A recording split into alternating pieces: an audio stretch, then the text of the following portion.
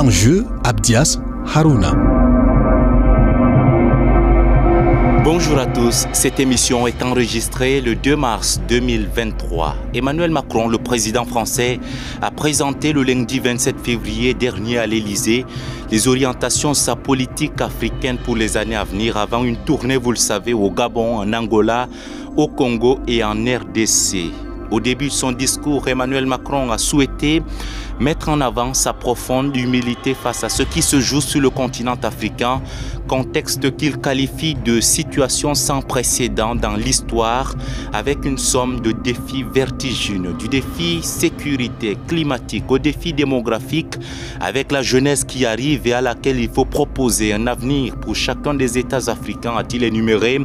Il faut consolider des États et des administrations, investir massivement dans l'éducation, la santé, l'emploi, la formation, la transition énergétique, estime le chef de l'État français. Alors question, que peut encore la France en Afrique? Que peut encore la France-Afrique? C'est la trame de cette nouvelle édition de Jeux et Enjeux. On en parle. On en parle avec le docteur Fabrice Noah, politologue, géostratège. Il est enseignant à l'université de Maroua. Bonjour docteur Fabrice Noah. Bonjour Abdias, et très heureux d'être là. Merci beaucoup d'être avec nous dans ce studio. On l'a donc précisé, le chef de l'État français a fait un discours le 27 février dernier pour relancer, dit-il, sa nouvelle stratégie africaine de la France. Alors, dans quel contexte s'inscrit-elle, cette nouvelle stratégie présentée par Macron? Je pourrais déjà dire effectivement que cette stratégie vient à la suite d'un certain nombre d'annonces. Vous savez que depuis au moins Sarkozy, voire un peu plus tard François Hollande, oui. La plupart des présidents français ont annoncé, n'est-ce pas, qu'ils souhaitaient ceux qui allaient mettre en place une certaine rupture, oui. N'est-ce pas, avec les anciennes habitudes de la France en Afrique. Malheureusement, jusqu'à très dernièrement, on s'est rendu compte effectivement que la France continuait d'utiliser les mêmes instruments. Alors d'ailleurs, pour la lanterne de nos auditeurs, quels sont justement ces instruments-là, ces vieilles habitudes? Alors les vieilles habitudes, généralement, vous allez voir, quand on parle de France-Afrique, on veut surtout parler de cette proximité entre les chefs de l'État français successifs et des responsables politiques africains auxquels ils font tout passer. Oui. Vous avez également une sorte de décalage entre les valeurs, n'est-ce pas, annoncées par la France, des valeurs de liberté, d'égalité, des valeurs de fraternité universelle et les réalités sur le terrain. C'est ce que vous appelez la géostratégie de la démocratie et qui est d'ailleurs le titre de votre ouvrage collectif publié avec le docteur Séverin Choconté. Hein. Absolument. Donc vous avez ces habitudes, vous avez également des éléments qui vont se rapporter même à un soutien à certains gouvernements qui arrivent au pouvoir par, on va dire, par la force, en fait, du moins, non pas par les élections, mais par des moyens qui sont antidémocratiques. Vous avez vu le cas du Tchad, vous avez vu cette présence-là de Emmanuel Macron, justement, à l'installation du président tchadien. Donc, vous avez tous ces éléments, vous avez des éléments politiques, peut-être encore financiers, sur lesquels nous reviendrons, mais qui vont vraiment fonder la politique française en Afrique, et que beaucoup de chefs d'État français successifs, dont justement ont estimé devoir remettre à plat, sauf que jusqu'à Macron, rien n'a été fait. Et donc nous sommes dans un contexte, effectivement, pour venir à votre question, où cette France-là est, comment on va appeler ça, elle est vouée aux gémonies, où aujourd'hui, elle est un peu dépassée par les événements, elle est dépassée surtout par certains émergents sur lesquels certainement nous reviendrons. Vraiment, nous sommes dans une situation où la France, en réalité, est un peu perdue en Afrique.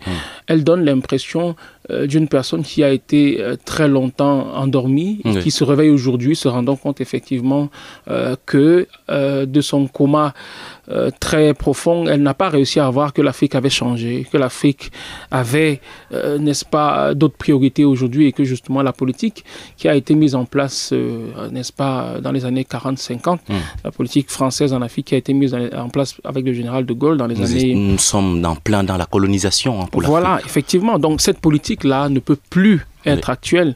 Et je crois aujourd'hui que la France s'en rend compte, mais peut-être un peu tardivement. Alors, elle s'en rend compte justement et elle cherche décidément d'ailleurs à se rattraper en Afrique, sur tous les plans sportifs, militaires, économiques, culturels et j'en passe. Que peut-elle encore sur le continent noir où d'ailleurs, on le rappelle, le sentiment anti-français va grandissant, hein?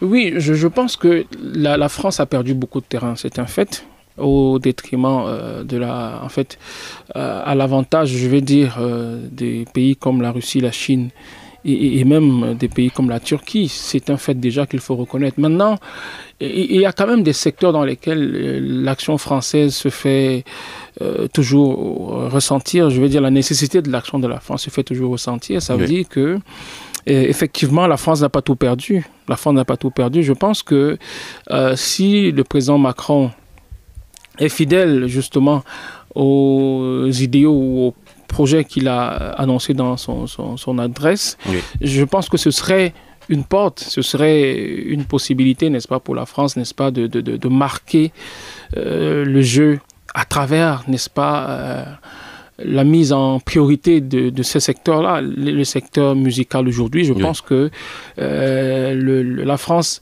s'est souvent montrée comme la terre d'asile de plusieurs créateurs africains. Donc, il peut avoir un secteur comme celui-là, on peut avoir davantage des investissements qui feront justement que la France soit une grande puissance culturelle, mais qui n'est pas là pour faire ce qu'on va appeler l'assimilation, mais bien pour favoriser, n'est-ce pas, l'éclosion, ou si vous voulez, la préservation de savoirs locaux.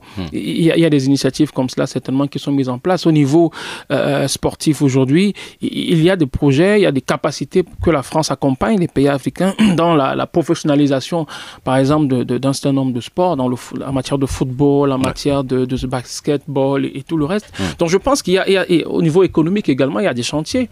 Et donc, je crois que la France n'est pas mal partie, si on peut emprunter à René Dumont. Je crois qu'elle devrait effectivement pouvoir identifier un certain nombre de secteurs, un certain nombre de niches qui lui permettraient justement de sortir un peu du caractère vieillot de sa politique, n'est-ce pas, de la politique qu'elle malheureusement mène encore jusqu'à présent. Il faut quand même rappeler que pour le cadre du Cameroun, par exemple, une commission a été nommée par le président français Emmanuel Macron pour faire toute la lumière sur le passif colonial de la France en Afrique. Et je précise que l'historienne française Karine Ramondi et l'artiste camerounais a été d'ailleurs nommé. Quelle est justement votre analyse sur ce penchant de la France dans l'aspect artistique? Et à cela, il faudrait aussi ajouter des alliances françaises qui croissent quand même en Afrique, hein. Non, je crois qu'il y a une polémique qui a été... Qui a vu le jour après la nomination côté camerounais, n'est-ce pas, d'un artiste. Blik Bassi. Blik Bassi, justement. Je voudrais dire qu'il ne faut pas ignorer qu'il s'agit d'une commission. Il s'agit d'une commission et c'est une commission justement qui a à sa tête deux responsables. J'ai l'impression que c'est tout à fait... dans les corps de Blik Bassi de piloter l'aspect culturel. Je crois qu'il faudra surtout qu'on s'intéresse à la composition, n'est-ce pas, de cette commission, parce que j'ai appris, Blik Bassi s'est exprimé un peu longuement dessus. Il a justement indiqué que dans le cadre de la commission, il y a des historiens camerounais qui seront invités, il y a des artistes français également qui seront invités. Donc vraiment, on fera, j'ai l'impression, la part belle à des personnes qui peuvent apporter quelque chose à la commission. Je voudrais surtout qu'on n'ignore pas quelque chose, c'est que Blik Bassi n'est pas un artiste lambda. C'est un artiste qui est basé, je crois, en France depuis un certain nombre d'années et qui surtout, dans sa musique, a fait de sa musique, effectivement, une sorte de tribune pour l'évocation des héros de l'indépendance. Pour rendre hommage à ces héros, justement. Voilà, et donc je pense que c'est tout à fait normal qu'il soit dans cette commission. Alors, Macron entend poursuivre ses visites sur le continent quasiment tous les 6 mois, voire davantage. Cette diplomatie de la présence, si vous permettez cette expression, est-elle suffisante aujourd'hui? Je crois que elle se justifie. Elle se justifie dans une certaine mesure parce que les Français aujourd'hui ont intérêt à ne pas perdre davantage de terrain ou si vous voulez même en récupérer encore. Donc je pense que les voyages du président français pourront avoir un certain impact. Maintenant, Ce qu'il faut reconnaître également, c'est que l'objectif d'Emmanuel Macron intervient, ou si vous voulez, les actions d'Emmanuel Macron interviennent un peu tard. Vous savez, le président français, il ne gagne pas les élections à partir ou grâce à sa politique africaine, vous voyez. Et donc, j'ai l'impression que Macron prend beaucoup d'initiatives aujourd'hui parce qu'il est quasiment conscient qu'il ne sera plus candidat à la prochaine élection. Donc, il peut essayer un certain nombre de choses. Rien ne nous dit que le président français qui viendra adoptera la même politique, vous voyez. L'Afrique n'est plus, oui, vous vouliez continuer? Non, ce que je suis justement en train de dire, effectivement, c'est que il faudrait qu'il y ait une suite. Oui. Et donc, que cette logique de la diplomatie de présence ne s'arrête pas à Macron, qu'ensuite le président qui arrive ait les mêmes priorités, ait l'Afrique en priorité pour pouvoir effectivement n'est-ce pas, renforcer cette coopération qui, à mon sens, est plutôt importante, plutôt utile. On attendra de voir le successeur d'Emmanuel Macron du côté de la France, mais l'Afrique n'est plus un précaré, dit Macron. Que représente notre continent dans la géopolitique française actuellement? Je crois que les propos d'Emmanuel Macron, il ne faut pas les prendre au premier degré. Quand on dit que l'Afrique n'est plus un précaré, je voudrais qu'après le démantèlement des bases militaires, après leur transformation, qu'il y ait également quelque chose de très fort au niveau du franc CFA ou je ne sais pas quoi. Vous savez, les discours, à un moment, on ne peut pas les prendre au mot. L'Afrique n'est plus un précaré, mais on sait très bien que sans l'Afrique, la France ne serait pas grand-chose. Alors, que représente justement notre continent dans la géopolitique française? Je crois que l'Afrique représente indéniablement l'allié, on va dire un peu l'allié sur lequel s'appuyer lorsque au niveau de la construction européenne c'est un peu compliqué. Vous savez, ça a toujours été comme ça. La France essaye avec le couple avec l'Allemagne de faire le contrepoids qui va permettre, n'est-ce pas, d'avoir un certain équilibre au niveau de l'Union européenne. Sauf que la France a comme avantage vis-à-vis de l'Allemagne, justement, de pouvoir reposer sa puissance ou de pouvoir faire reposer sa puissance sur, permettez-moi l'expression, sur un empire qui est encore là, qui est dynamique et qui a un certain nombre de traits qui le distinguent et qui font de lui, n'est-ce pas, la puissance de l'avenir. Donc je crois que l'Afrique continue d'être un partenaire incontournable de la France, continue d'être justement ce terrain-là sur lequel, n'est-ce pas, la France a besoin de s'affirmer pour pouvoir justement faire valoir ses capacités au niveau européen. Donc je pense que la question des précarés ne peut pas être prise telle que le président nous la présente. L'Afrique continuera d'avoir un intérêt pour la France, un grand intérêt pour la France. Et justement, c'est ce qui explique tous les engagements, toutes les décisions, toutes les modifications, n'est-ce pas, de cette politique que la France... Vous savez bien que si la France est en train de réviser sa politique, c'est bien parce qu'elle ne veut pas partir. Et donc, si elle ne veut pas partir, c'est tout simplement parce qu'elle se sent bien, n'est-ce pas, en Afrique. Et elle sait effectivement que sa puissance également dépend de l'Afrique. Une question précise. Quel est par exemple l'intérêt pour la France d'aujourd'hui de se désengager totalement de l'équation, vous l'avez souligné, de l'équation monétaire et sécurité vis-à-vis des États africains francophones? Ça va être quand même compliqué. Maintenant, je pense que la France doit faire des concessions. La France a besoin de faire des concessions et quand... on parle des bases militaires, on sait que la France décide de se démobiliser, elle ne le décide pas de plein gré. Vous avez vu qu'au Burkina Faso ou au Mali, ça a été quasiment une mise à la porte. Donc maintenant, la France s'est rendue compte qu'elle avait besoin de revoir sa politique, n'est-ce pas, en matière de coopération militaire, de coopération en matière de défense. Et donc, c'est pour ça que la France décide de réviser.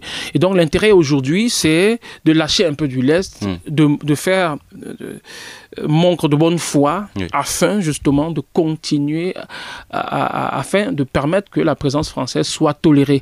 Donc ça, c'est la même chose, je pense, c'est ce qui peut être dit en matière de défense, c'est ce qui peut également être dit, n'est-ce pas, en matière en matière financière, n'est-ce pas? Vous allez vous rendre compte qu'on va lâcher un peu du lest. On vous a dit, voilà, en Afrique de l'Ouest, on a permis que l'ECO puisse en fait, du moins qu'on puisse parler de l'éco.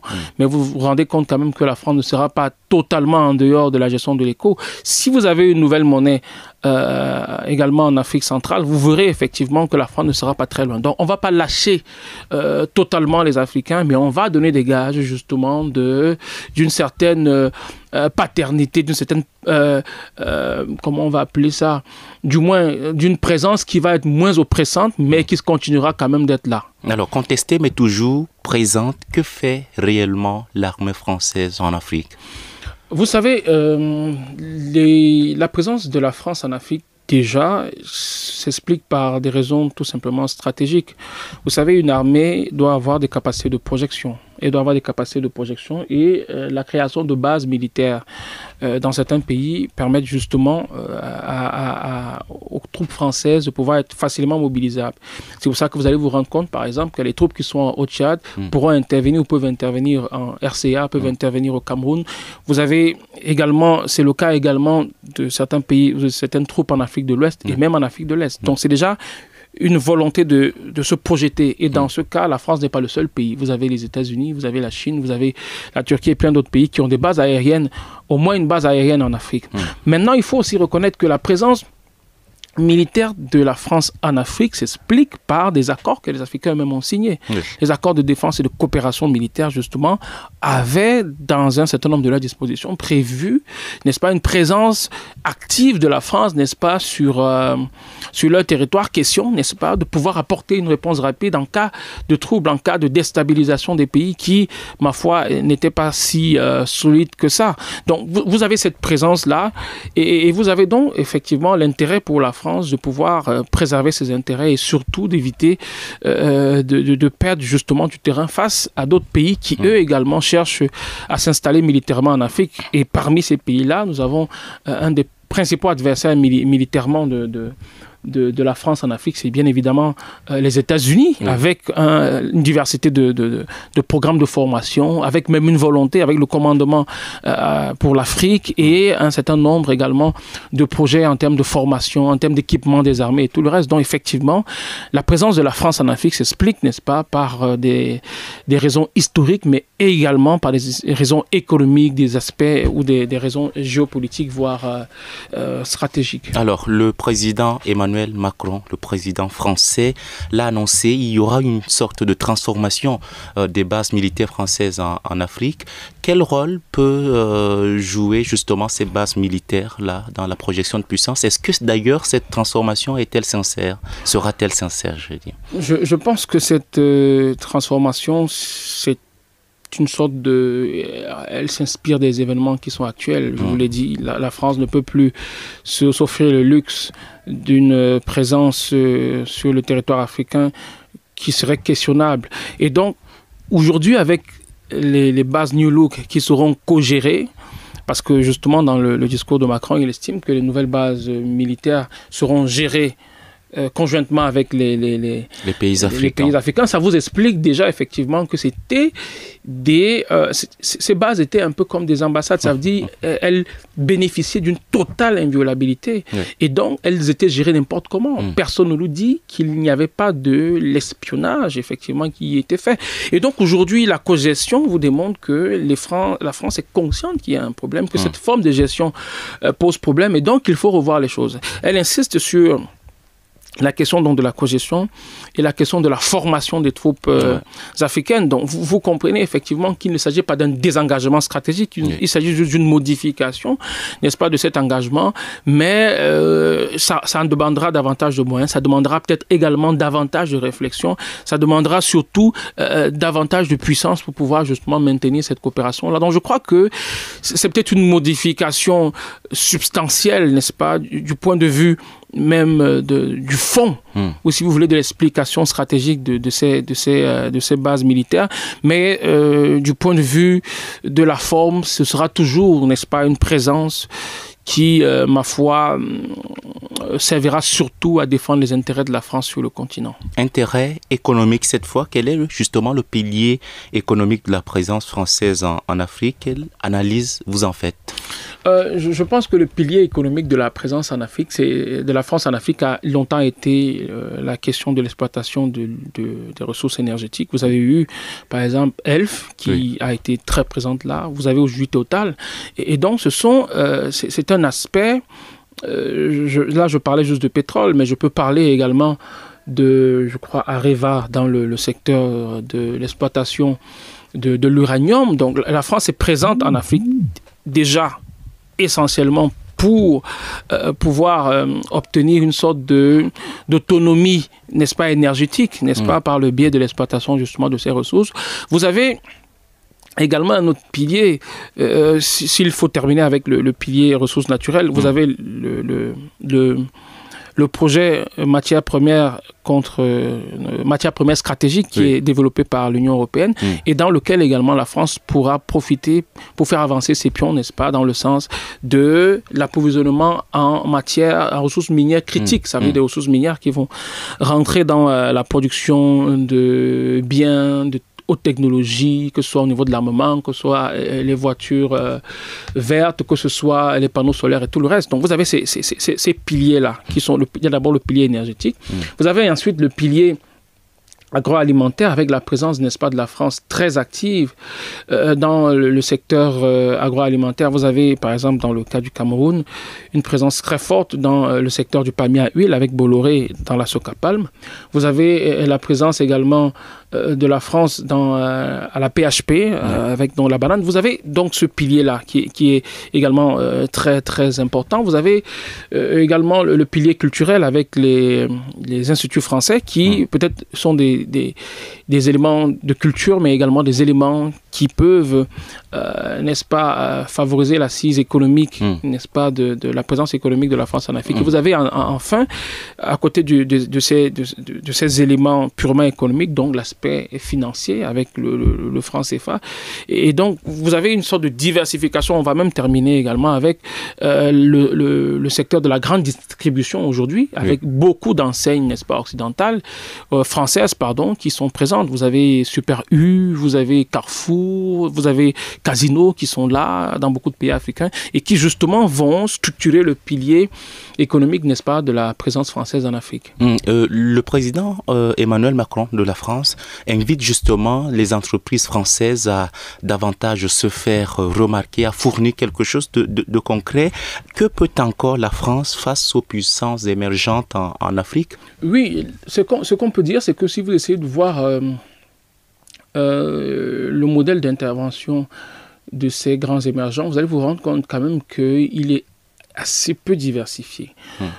Pour prendre par exemple le cas de la Chine, vous avez une présence qui est plutôt très importante dans le secteur de l'exploitation des ressources naturelles. Vous l'avez également dans le secteur du BTP, dans le domaine également de l'approvisionnement en un certain nombre de marchandises, n'est-ce pas? Sauf que le secteur, par exemple, de l'agroalimentaire, même si vous avez des projets où la Chine intervient grâce, n'est-ce pas, au bail qu'elles obtiennent, n'est-ce pas, de certains terrains très importants, mais dont peut-être la production va être vouée, n'est-ce pas, au marché asiatique. Mais vous allez vous rendre compte qu'il n'y a quasiment pas de groupes chinois ou de groupes turcs qui vont être engagés dans la grande distribution, vous voyez. Ces groupes ne sont pas suffisamment présents dans ces secteurs. Dans le secteur également... le secteur culturel, dans le domaine culturel, vous avez très peu. Vous avez très peu. Donc, vous avez encore des niches, n'est-ce pas, dans lesquelles la France peut intervenir et dans lesquelles, n'est-ce pas, son intervention sera très peu contestée. Et ça s'explique également par la proximité culturelle qu'il y a entre la France et un certain nombre de pays africains. Donc, je crois que la France peut encore beaucoup de choses. Il y a peut-être des secteurs dans lesquels il lui sera difficile de rattraper son retard, n'est-ce pas, face à la Chine ou face à la Russie, dans une certaine Elle aura mesure. La politique, les moyens de sa politique. Elle n'aura pas... pour le cas de la Chine, par exemple, il sera difficile que la France rivalise, n'est-ce pas, avec la Chine en tant que partenaire de l'Afrique. Vous savez, aujourd'hui, c'est une question qui se gère entre la Chine et les États-Unis. Vous voyez un peu, la France peut-être peut grappiller un peu de terrain, mais ça va être difficile. Ce que je suis en train de dire, effectivement, c'est qu'il y a des niches dans lesquelles la France pourra se spécialiser, mais il est clair qu'elle ne peut plus jamais considérer que voilà, l'Afrique est un territoire qui lui est en fait totalement consacré et dans lequel justement elle disposerait de chasse gardée. Ça sera très difficile en réalité. On va sortir par cette question. Quel est l'intérêt pour l'Afrique de nouer des partenariats avec des puissances comme la Russie, la Chine, la Turquie? Il y a quand même une sorte de mondialisation en Afrique. Quel est l'intérêt pour notre continent d'avoir ce type de mondialisation sur son sol? Je crois que l'intérêt de cette diversité, n'est-ce pas, d'acteurs ou de partenariats, c'est effectivement que on a le moyen de faire la balance. On a le moyen, effectivement, quand on n'est pas dans une logique de précaré, on a la possibilité de jauger ou d'évaluer les formes de coopération. On a déjà le choix, puisqu'ils sont nombreux. Maintenant, il y a des possibilités également pour les pays africains d'avoir des alliés de revers. Ça veut dire effectivement qu'il faut nouer des alliances pour, n'est-ce pas, ne pas dépendre essentiellement d'un partenaire. Donc, vous pouvez faire jeu de vos alliances, n'est-ce pas, pour pouvoir soit imposer des conditions à un autre, soit alors ramener l'autre sur la table de négociation. Donc, je pense que c'est possible en Afrique, dans ce contexte? Il y a beaucoup de choses à faire. Vous savez, il faudrait déjà, pour que ce soit possible, que les pays africains revoient, ou si vous voulez, redéfinissent l'image qu'ils ont d'eux-mêmes sur la scène internationale. Qu'est-ce que l'Afrique représente? Alors, à vous, je pose cette question. Qu'est-ce que l'Afrique représente? Aujourd'hui, l'Afrique ne représente pas grand-chose. On continue de penser que l'Afrique, c'est le berceau de l'humanité. Elle a été première puissance mondiale pendant plusieurs années. Vous savez, on est dans une nostalgie qui ne nous aide pas, vous savez. Et je pense que tant qu'on n'a pas l'impression que pour que l'Afrique soit la puissance dont on parle, la puissance avec le dividende démographique qu'on lui connaît, avec la richesse de son sol et de son sous-sol qu'on lui connaît, tant que les pays africains n'auront pas compris effectivement qu'ils doivent revoir leur relation au monde et surtout considérer effectivement que leur politique étrangère doit se faire dans l'optique essentiellement de défendre leurs intérêts, je pense que ce sera compliqué. Donc je crois qu'il faut une redéfinition de l'intérêt, une définition même de l'intérêt national des pays africains pris individuellement, et également il faut que les pays africains embrassent, n'est-ce pas, une politique de puissance qui voudrait que en matière de négociation, en matière de coopération, il n'y ait pas de faveurs qui soient accordées à l'un ou à l'autre, si ce n'est que des faveurs qui vont dans le sens de la préservation des intérêts des pays africains. Merci beaucoup, Dr Fabrice Noah. Je rappelle que vous êtes politologue, géostratège, enseignant-chercheur à l'université de Maroua. Je vous en prie. Jeu et enjeu touchent à sa fin. Je suis Abdias Harouna. Au revoir.